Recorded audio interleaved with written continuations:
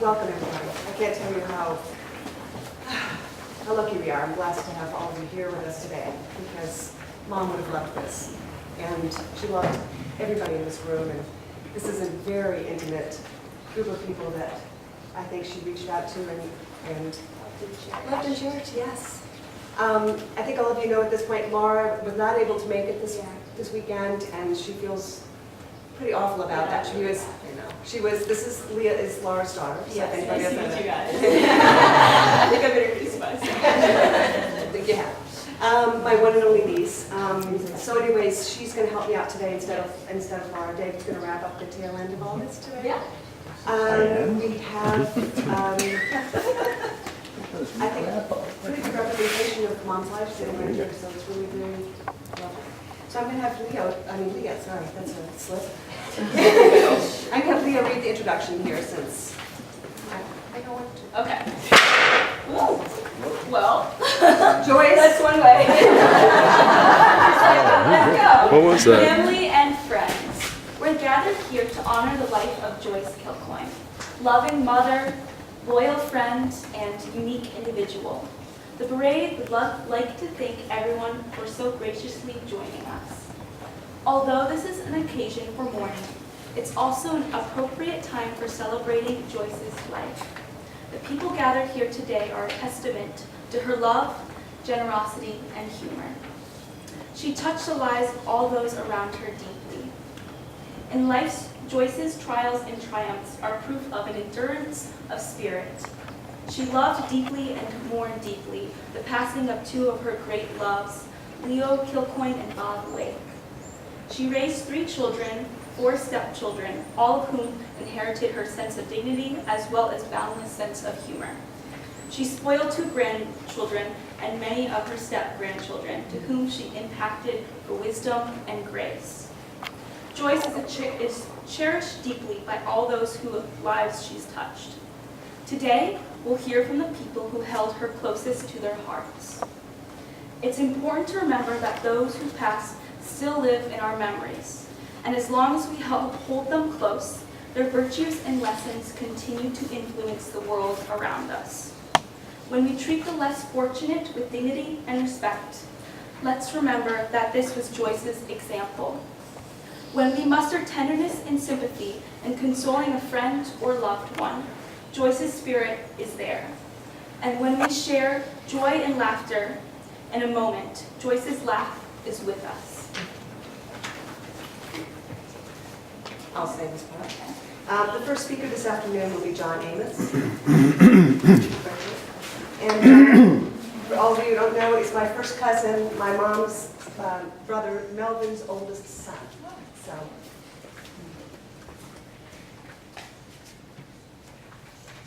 When I was 16 years old, my grandmother Amos died. That would have been Joyce's mom, my dad's mom, Billy and Holly's mom. We were all gathered over at the little house on Williams Drive. I think it was probably after the funeral, and I was off in a corner somewhere reading a copy of Catch-22 by Joseph Heller.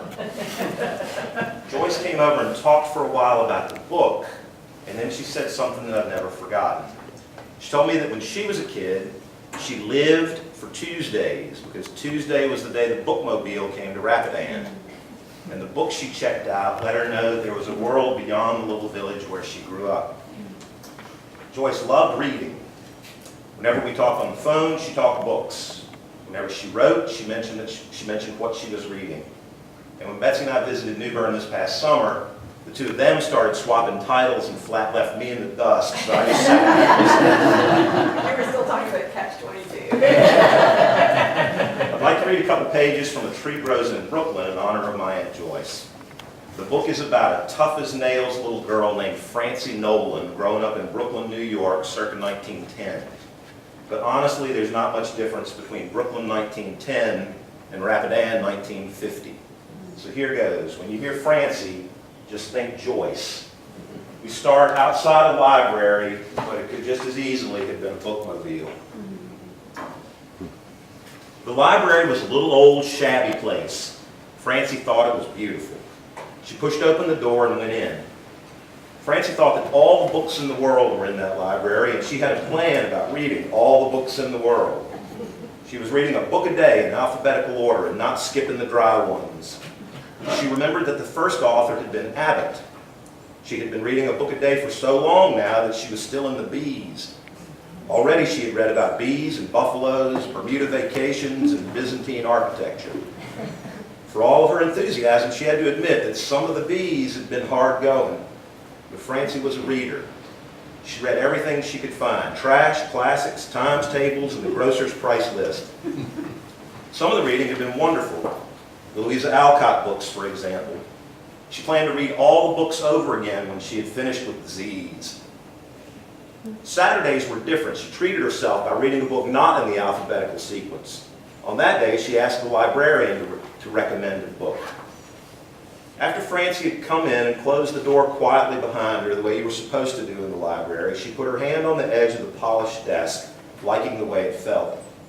She looked at the neat row of freshly sharpened pencils, the fat white jar of creamy paste, the precise stack of cards and the returned books waiting to be put back on the shelves.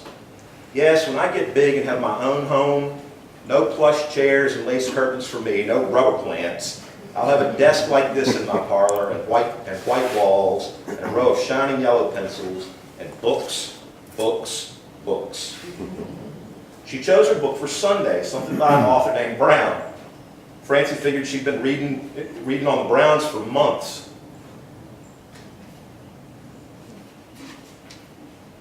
When she thought she was nearly finished, she noticed that the next shelf started out again with the Browns. After that came Browning. She groaned, anxious to get into the C's, where there was a book by Marie Corelli that she had peeked into and found thrilling. Would she ever get to that? Maybe she ought to read 2 books a day. She stood at the desk a long time before the librarian deigned to attend to her. Yes, inquired that lady pettishly. Could you recommend a book for a girl? How old? She is 11. Francie trembled in anticipation as the woman reached under the desk. She saw the title as the book came up, If I Were King. Last week it had been Beverly of Graustark. The librarian recommended these same 2 books over and over again. Maybe they were the only books that she herself had read. Maybe they were on a recommended list. Maybe she had discovered that they were surefire as far as 11-year-old girls were concerned. Francie held the books close and hurried home, resisting the temptation to sit on the first stoop she came to start reading. Home at last, and it was now the time that she'd been looking forward to all week, fire escape sitting time. She put a small rug on the fire escape and got a pillow from her bed and propped it up against the bars. The story was more wonderful each time she read it. Sometimes she worried for fear the book would be lost in the library and she'd never be able to read it again. She had once started copying the book in a 2-cent notebook. She wanted to own a book so badly she thought copying would do it. But the penciled sheets did not seem like nor smell like the library book, so she had just given it up, consoling herself with the vow that when she grew up, she would work hard, save money, and buy every single book that she liked. That was perfect.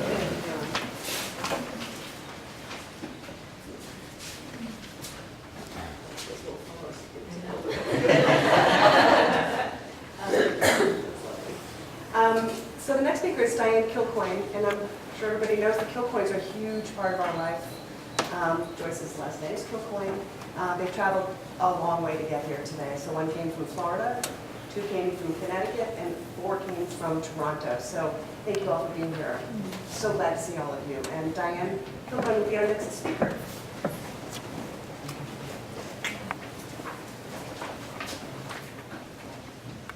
I'm going to try really hard to hold it together. Are you ready? I come prepared. Proper prior planning prevents physical performance. I learned that from a waiter at a restaurant who had 7 pens. When I asked my siblings if there was anything they wanted me to say on their behalf, I think my brother Stephen, who was not able to be here, summed it up for all of us. He wrote, "She's been a part of our lives for so long. I can imagine fitting everything in is going to be the issue, rather than canvassing for input." And as I wrote this, I found out that he was right. I thought of story after story, and and the common themes were love and laughter and feeling cared for. And they all really boil down to this. Joyce was the only mother that we really ever knew. And she made the last 7 years of my dad's life probably the most fun he had ever had. Let me take you on that journey from being my mother's friend to becoming, as I describe her to my friends, as our fairy stepmother. Our families became friends when my dad and Grant worked for IBM in Boulder. We lived in the same neighborhood, the older kids went to elementary school together, and we shared ski trips to the Rockies. Both families moved back east in the early 70s to different locations, but we still got together to visit and ski. In October 1972, our mother died of cancer. In the years that followed, I don't know the details, but I do know that Joyce and Grant supported my dad in figuring out how to raise 4 kids under the age of 12 on his own. And I know that Dad often stayed at Joyce's house when he had business trips to the area to recharge his batteries. Through the weirdness of fate, when my brothers were at the end of high school, our family moved to Ridgefield, where Joyce lived. This was a difficult time for us. My dad's second wife wanted him, but not his crew of teenagers. So Joyce's house became a safe place to goof off and be silly, and also a place to air our troubles to a warm and sympathetic listener. When I look back as a parent of 2 teenage boys, I marvel at her generosity to take on the chaos, both emotional and literal, of 4 additional adolescents when she already had 3 of her own. After my dad's divorce, he and Joyce became closer and closer, and my dad's sense of humor and joie de vivre were reawakened by being with Joyce. He beamed when he was around her. She turned on a light that had been out for a very, very long time. A couple of good examples of what I'm talking about. Let's lighten the tone a little. Their competition for who could have the last outdoor shower in Nantucket in winter.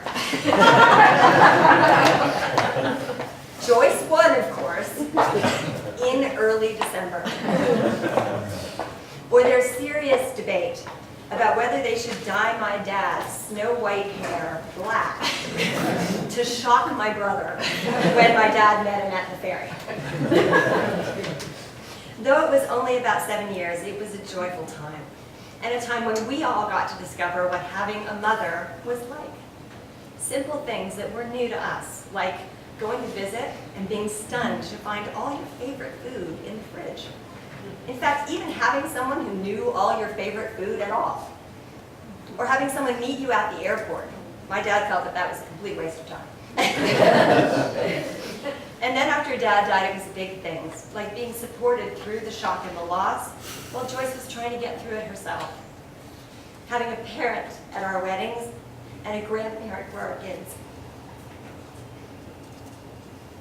And having someone to turn to for wise advice with big issues and tough decisions, especially the ones close to the heart. The things we worried about, the things we screwed up, the heartbreaks, the disappointments. And sometimes having someone to be a mystery solver. Like about 9 months after my husband Mike and I were married, Mike came home from a run with a real estate listing. Since we already had a house, I was a bit puzzled. So I called my solver of mysteries to find out what it might mean. Joyce, I don't get it. Am I moving? And Joyce said, of course you are. So I said, why? And she said, oh, Diane. She actually said, oh, Diane. Yeah. Mike doesn't want to live in your house. He wants an our house.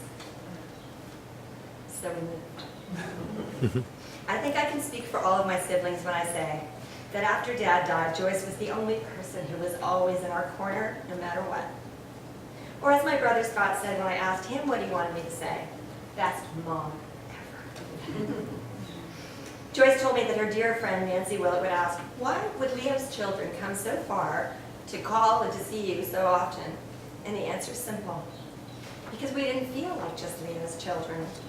Joyce allowed us to be her children, her grandchildren, her son, her daughters-in-law, and for that we are truly blessed and grateful. My favorite times with Joyce were early in the morning over coffee discussing life, family stories, and books. And late in the evening laughing over the New York Times crossword puzzle with Joyce and Mike. So when I was thinking about a reading for today, this short piece from A Gentleman in Moscow, which was a book that Joyce told me that I would like, and she was right, came instantly to mind because it describes a passion that Joyce, Mike, and most of my family share. So here we go. Count Alexander Ilyich Rostov stirred at 8:30 to the sound of rain on the eaves. With a half-opened eye, he pulled back his covers and climbed from bed. He donned his robe and slipped on his slippers. He took up the tin from the bureau, spooned a spoonful of beans into the apparatus, and began to crank the crank. Even as he turned the little handle round and round, the room remained under the tenuous authority of sleep. As yet unchallenged, somnolence continued to cast its shadow over sights and sensations, over forms and formulations, over what has been said and what must be done, lending each the insubstantiality of its domain. But when the Count opened the small wooden drawer of the grinder, the world and all it contained were transformed by that envy of the alchemists, the aroma of freshly ground coffee. In that instant, darkness was separated from light, the waters from the lands, and the heavens from the earth. The trees bore fruit, and the woods rustled with the movement of birds and beasts, and all manner of creeping things. Thank you, guys.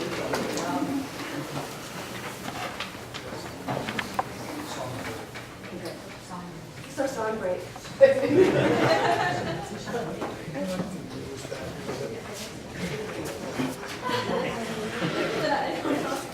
It's one that was wrong.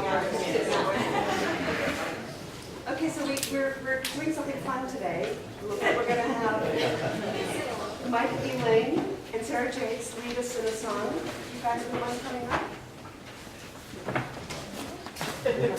Sarah's my very, very, very dear friend from Chicago. And Mike, my brother-in-law from Toronto. So I'm going to have you guys lead away. I'll stay up here with you. I don't know how to sing very well. The lyrics? You don't want to.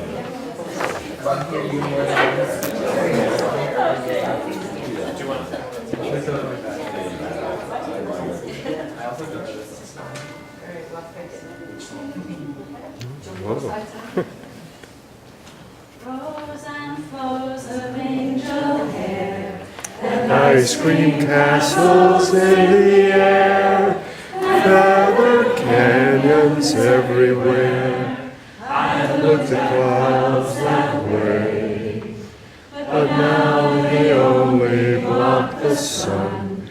They rain and snow on everyone. So many things I would have done, but the clouds got in my way. I looked at clouds from both sides now, from up and down, and still somehow it's clouds' illusions I recall. I really don't know clouds at all. The moons and Junes and Ferris wheels, the dizzy dancing way you feel, as every fairy tale comes real. I looked at love that way, but now it's just another show.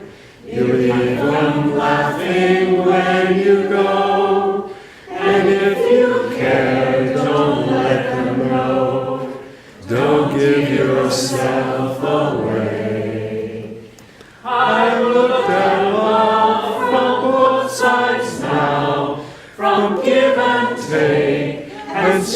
somehow it's love's illusions I recall.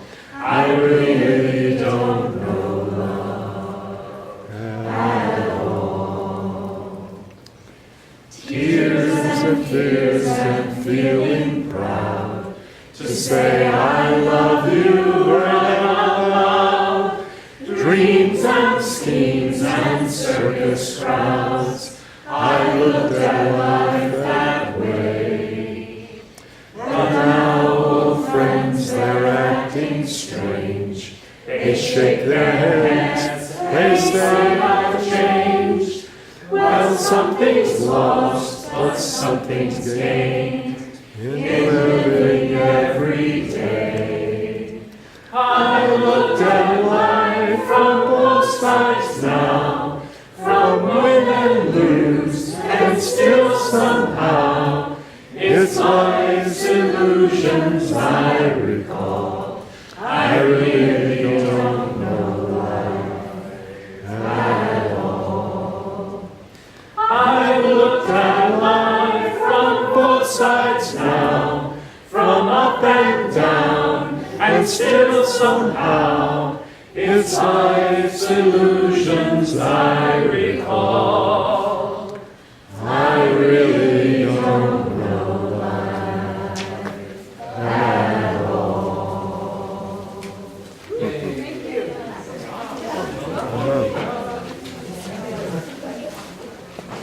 Thank you, guys.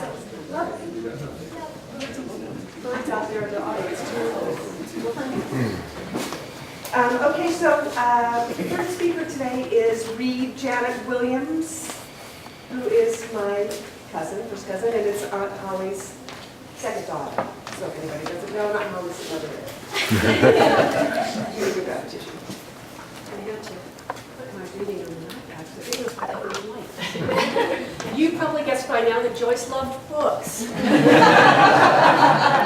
And I often gave my mother books for gifts, and they would eventually make their way to Joyce, and Joyce's books would make their way to Mom and make their way back to me, so recommendations were always back and forth between us.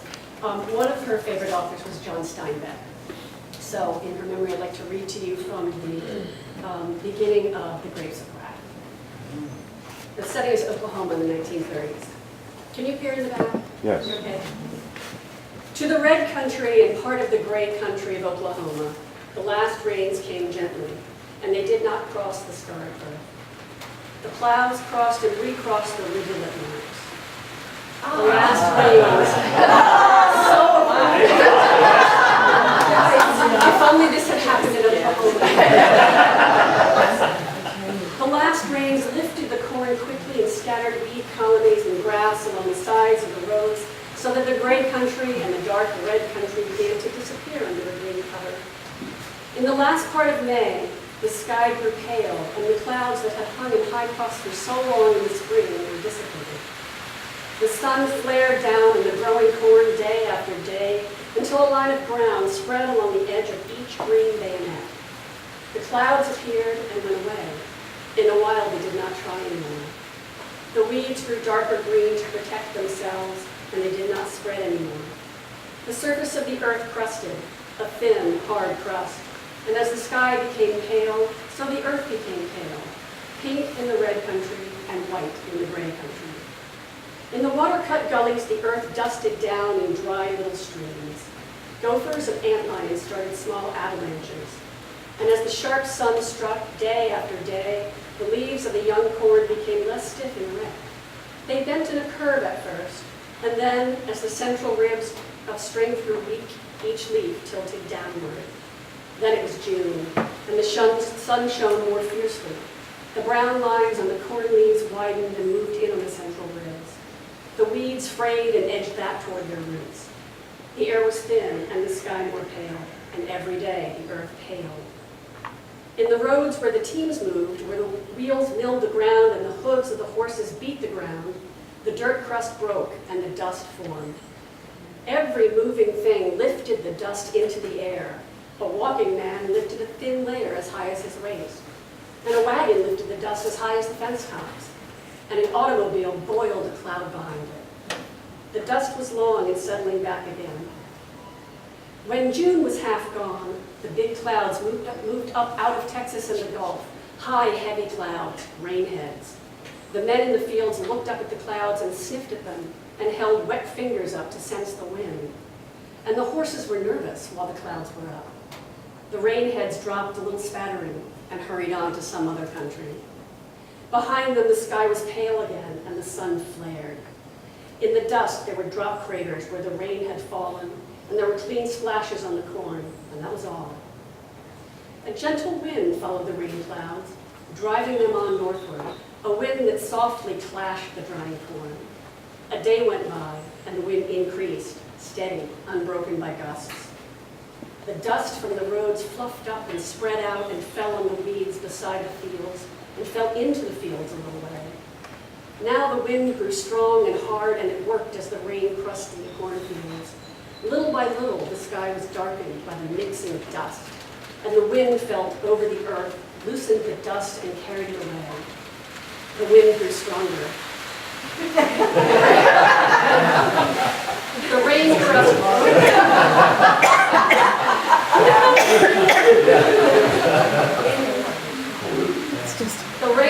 broke, and the dust lifted up out of the fields and drove great plumes into the air like sluggish smoke. The corn threshed the wind and made a dry, rushing sound. The finest dust did not settle back to earth now, but disappeared into the darkening sky. The wind grew stronger, whisked under stones, carried up straws and old leaves, and even little stars, marking its course as it sailed across the fields. She loved Ireland. The air and the sky darkened, and through them the sun shone redly, and there was a raw, stinging in the air.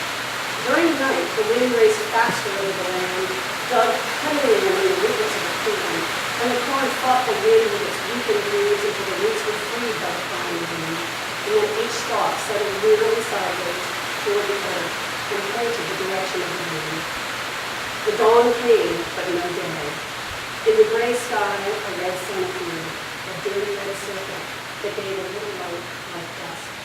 And as that day advanced, the dusk slipped back toward darkness, and the wind cried and whimpered over the fallen plain.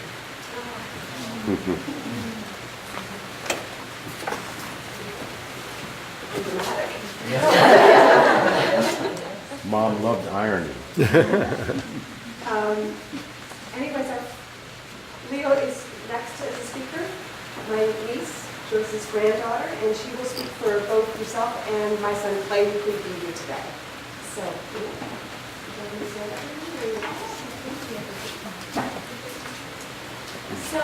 first I'll do Clay's part, and first this is his words. First of all, I would like to express my gratitude to all those who have gathered today. It's a great relief that the ones who were closest to my grandmother have other caring souls to share the burden of grief. I also wish to express my deepest regrets that I can't be there for the people who I love the most. I assure you all that I am aggrieved on the other side of the world. My first memory is of my grandmother Joyce, at least I think so. She was holding me in her arms and singing to me to comfort me because I was crying.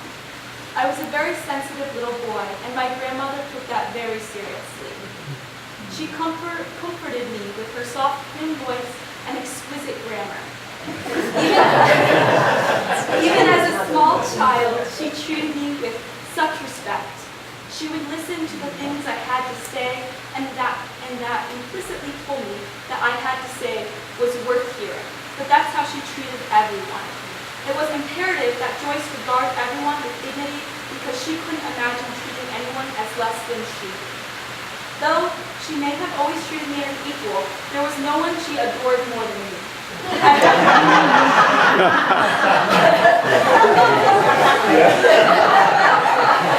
I mean, she adored Leah equally, eventually.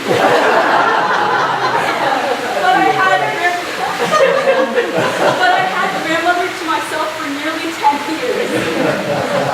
Having a grandmother like Joyce is so important because no matter what your flaws are, she loves you with all of her heart and thinks however you are is just grand, as she would say. That's how I have such confidence and conviction in the things I do. She loved me unconditionally, and I loved her unconditionally too. She was kind and warm and marvelous.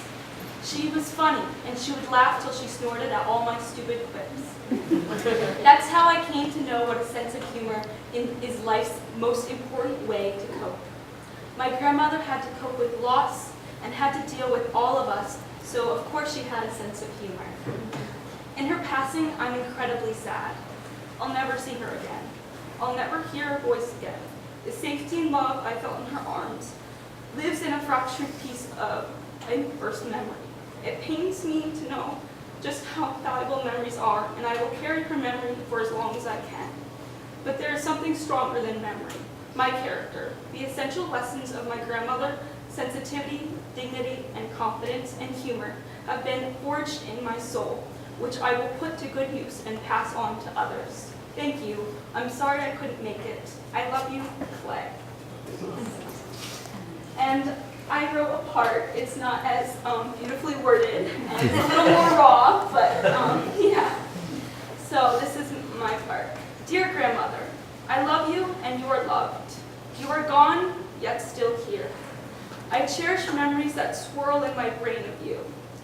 You are out gardening in the hot, humid air, of you in a chair in the sunroom, like a queen on your throne, looking for words to complete that crossword, of you talking about your family, laughing on a cold December night, and talking about hot orange Virginia.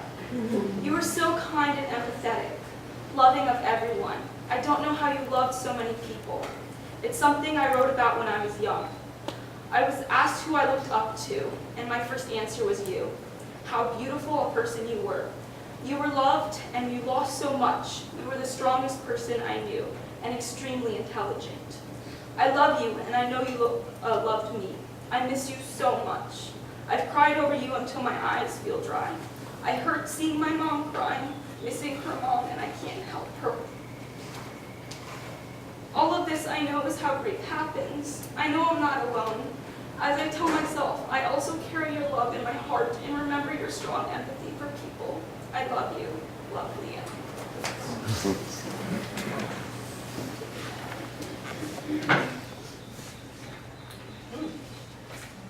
Okay, David. How much to say here now? David. David We're is the giving last a speaker. second after that. And about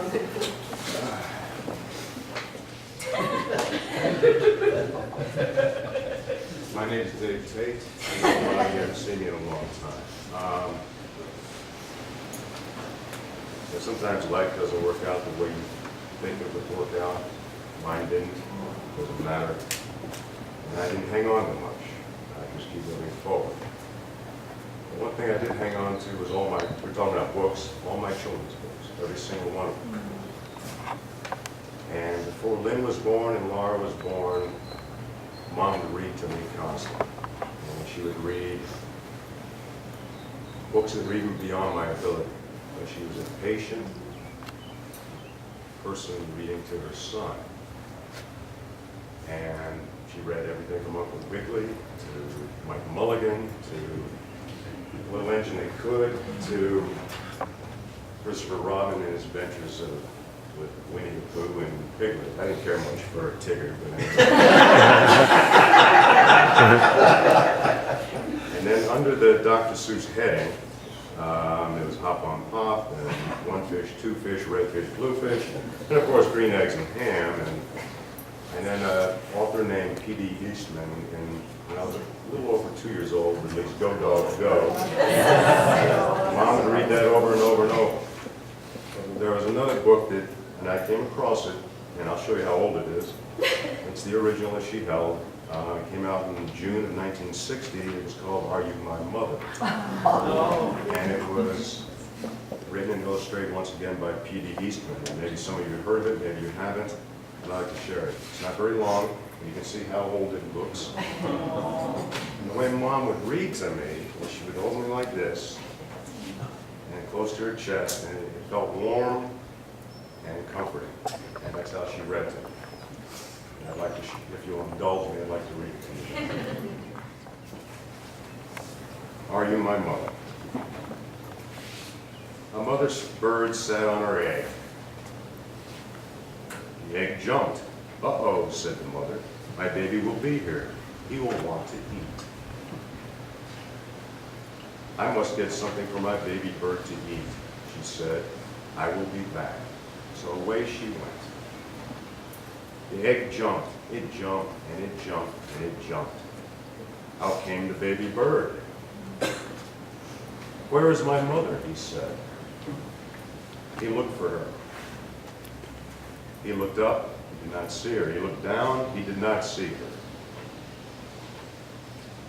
"I will go and look for her." So he went away.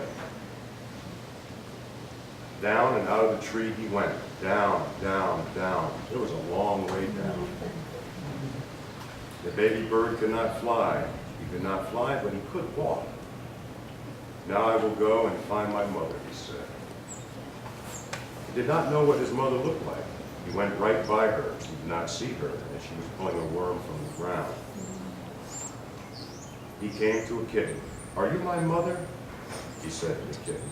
The kitten just looked and looked. He did not say a thing. The kitten was not his mother, so he went on. Then he came to a hen. "Are you my mother?" he said to the hen. "No," said the hen. The kitten was not his mother. The hen was not his mother. So the baby bird went on. "I have to find my mother. But where is she? Where is she? Where could she be?" Then he came to a dog. "Are you my mother?" he said to the dog. "I am not your mother. I am a dog," said the dog. The kitten was not his mother. The hen was not his mother. The dog was not his mother. So the baby bird went on. Now he came to a cow. "Are you my mother?" he said to the cow. "How could I be your mother?" said the cow. "I am a cow." The kitten and the hen were not his mother. The dog and the cow were not his mother. Did he even have a mother? "I did have a mother," said the baby bird. "I know I did. I will have to find her. I will. I will." Now the baby bird did not walk. He ran. Then he saw a car. Could that old thing be his mother? No, it could not. The baby bird did not stop. He ran on and on. Now he looked way, way down into a valley, toward the river. He saw a boat. "There she is," he said. He called to the boat, but the boat did not stop. The boat went on. He was that baby bird. He looked way, way up and he saw a big plane. "Here I am, mother," he called out, but the plane did not stop. The plane went on. Just then the baby bird saw a big thing. This must be his mother. "There she is," he said. "There's my mother." He ran right up to it. It was a steam shovel. It snorted smoke from a big pipe. "Here I am, mother. Mother, here I am," he said to the big thing. But the big thing just said, "Snort." "Oh, you are not my mother," said the baby bird. "You are a snort. I have to get out of here." It jumped into the snort's bucket. But the baby bird could not get away. The big snort went up. It went way, way up. And up and up and up it went with the baby bird. But now, where was the snort going? Uh-oh, uh-oh, what is this snort going to do to me? Get me out of here. And just then the snort came to a stop. "Where am I?" cried the baby bird. "I want to go home. I want my mother." Then something happened. The snort put that baby bird right back in the tree. The baby bird was home. Just then the mother came back to the tree. "Do you know who I am?" she said to her baby. "Yes, I know who you are," said the baby bird. "You are not a kitten. You are not a hen. You are not a dog. You're not a cow. You are not a boat or a plane or a big snort. You are a bird, and you are my mother." And the way Mom would conclude that was the end of it. She would put the book down and she would be smiling down at me. And that smile she always had. And she would give me a kiss and she would say, "And I'm your mother, and I love you very much." You know, I'm glad we mentioned humor here. We mentioned books a lot. We mentioned humor.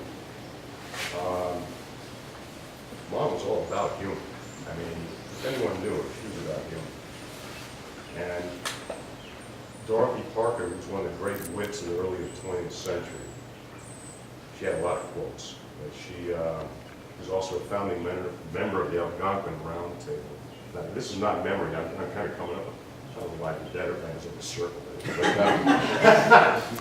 But, one of her quotes was, "The first thing I do in the morning is brush my teeth and sharpen my tongue." Anyone who knows Mom, I mean, hell, I thought she had a dental appointment every 4 days. She treated her teeth like they're a mouthful of Maserati. But she did have a sharp tongue. And I love that about Mom. And she was quick. Her son couldn't get anything by her if I tried. And I'm very much my mother's son in that way, because sometimes we try to outduel each other in bars. She still did. And there was something else I wanted to mention. I did write this one down. Lynn asked me, I didn't write all of it, I just wrote music. Lynn said to me, asked me several weeks ago, what kind of music should Mom have here? I'm thinking, I don't know what music Mom listens to. You know, I just couldn't see her swipping and jamming to Cardi B or listening to Ozzy or something. You know, I mean, it's really wild. So I didn't have any idea. And I think Sarah and all of us and Mike sounded terrific on that previous song. Mom, I've read, I told John this last night, what everyone's written about Mom, I don't have anything to add. I do have a strong command of the English language, and she would ridicule me if I ever swore. So, but everything's been beautifully written. Excuse me, I can't add anything to what people have written about Mom. She did have different eras in her life. She had her eras with her brothers and sister. She had her era with Dad and his children. She had her Leo Kilcoyne years. She had her years with Bob Wake, and one of his daughters is here. She was a young 82. She was probably in better shape than I was, but I mean, she lived a good life, and I did love her very much. I wanted you all to know that. That's all I have to say. And yes, this book, I can't even, one of my sisters got a hold of it later and drew all over it. You know, one other thing, Mom wasn't mournful. I mean, she may have mourned in her own time, by herself. But if anyone was with her, she was fun. I mean, to be blunt, she was a kick in the ass to be around. So, anyway, thank you all for coming. And you did come from many places. And that says a lot about Mom. Thank you. Okay. Thanks, David. That's awesome. We have one more song. We'll wrap it up, and then we'll have something to eat and socialize. Like to move a little bit, enjoy each other's company.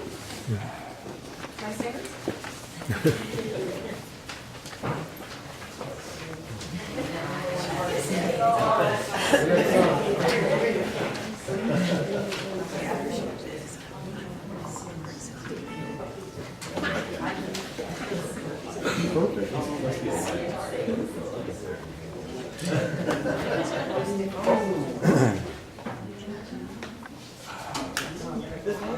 We'd like you to sing along.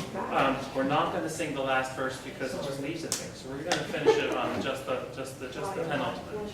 Yeah, why I went kind of is how we're ending. No, good. Were you going to start? Yeah.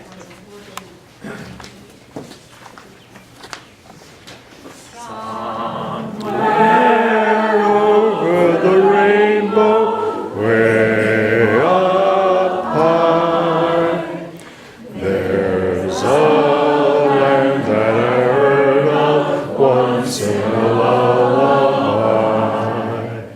Somewhere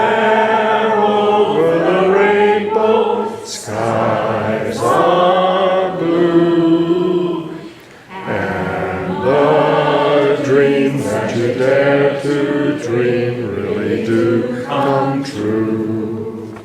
Someday I'll wish upon a star and wake up where the clouds are far behind me, where troubles melt like raindrops away above the chimney tops. That's where you'll find me. Somewhere over the rainbow, bluebirds fly. Birds fly over the rainbow. Why then, oh why can't I? If happy little bluebirds fly beyond the rainbow,